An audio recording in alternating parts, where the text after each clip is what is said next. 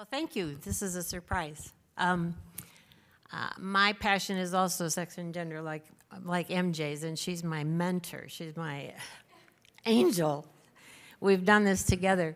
I am very honored to get this award, but also to be coming back under AMWA, because we've been struggling a lot with the Sex and Gender Women's Health Collaborative, just keeping it afloat, and I've been mostly doing the social media, and I want to work with one of the students here who does the social media.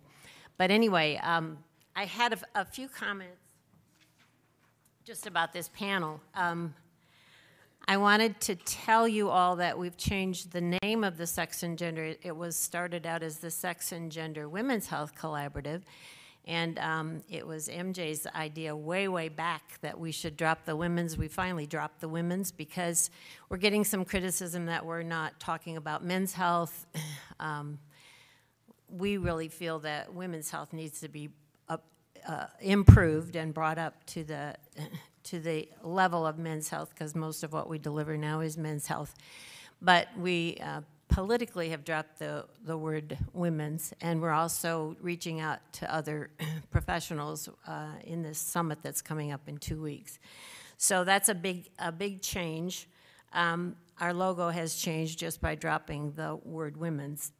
And I'm lowering my bus factor. I didn't even know I had a bus factor, but by working now in alliance with AMWA, because we really need young blood to start working on keeping this going and moving it forward. And there are so many students and residents as part of AMWA that we think it's very important, and so many of them are interested in this. The students at my school at Western Michigan actually went to Michigan State Medical Society and got a resolution passed that they want to be taught sex and gender differences. I don't know how far that's going to go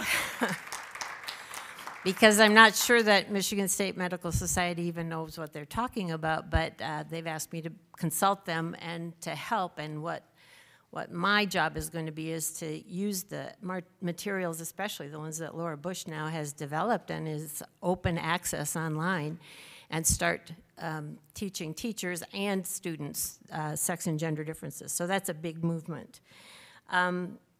Marjorie already told you about the summit. I was going to tell you about that, but I wanted to tell you about a new book that just came out last week.